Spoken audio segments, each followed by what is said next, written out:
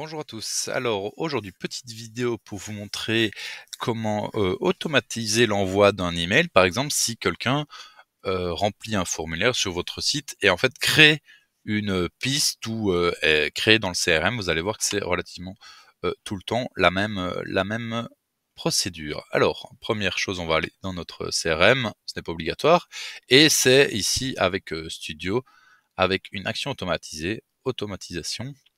Alors, qu'est-ce qu'on veut faire dans cette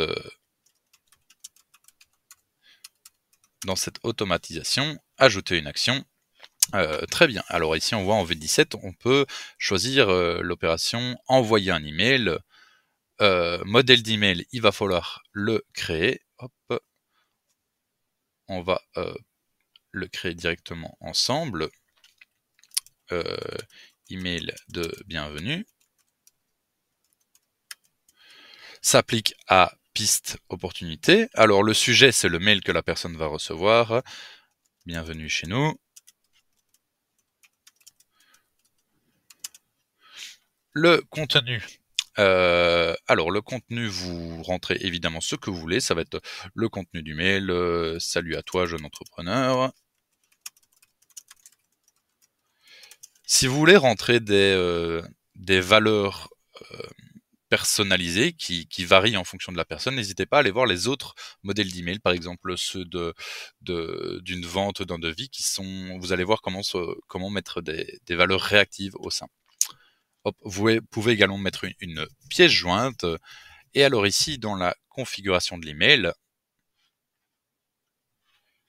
vous voyez que le de n'est pas défini. Il va s'envoyer depuis l'adresse de l'expéditeur.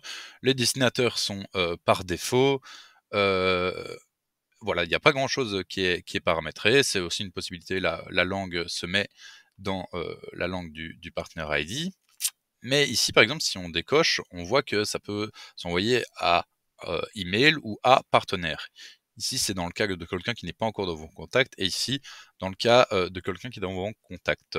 Alors le 2, si vous avez un serveur d'email, vous pouvez mettre n'importe quelle adresse mail qui se termine par votre nom de domaine. Par exemple, je vais mettre adrien@nalios.be. Vous pourrez mettre CRM, voilà, on va mettre crm@nalios.be.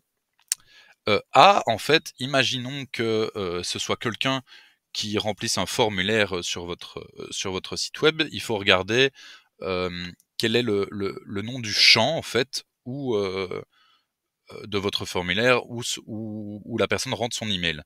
Voilà, dans le cas normal, je pense que ça ressemblerait à ceci. Toujours mettre object.emailfrom. Emailfrom, c'est bien le nom du champ.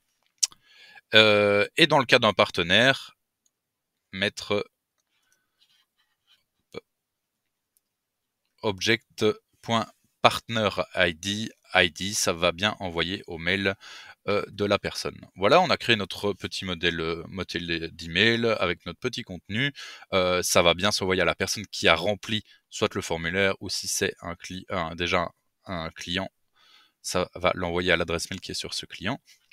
Alors ça envoie un email de bienvenue. Hop, envoyer un email comme email. Il sera envoyé sous forme d'email au destinataire et n'apparaîtra pas dans l'historique des messages. Enregistrer et fermer. Voilà notre petite action automatisée, mais on voit qu'il n'y a évidemment encore aucune condition pour qu'elle s'effectue. Hop. Alors, comment est-ce qu'on va faire ceci? Oh, pardon.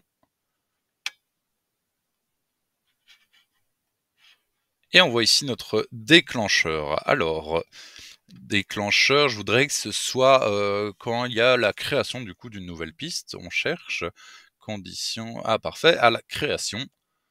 Hop là, à la création, ben, on va envoyer directement après la création. On peut l'envoyer quelques jours, quelques heures après. Ici, conditions supplémentaires. Par exemple, si votre formulaire sur le site web est relié à une campagne, vous pouvez dire que ici hop là, que la campagne, je sais pas, contient, et votre campagne s'appelait, mars 2024, contient mars, hop, voilà, là on voit qu'il y a 0 enregistrement parce que c'est totalement fictif. Alors qu'est-ce qui va se passer ici?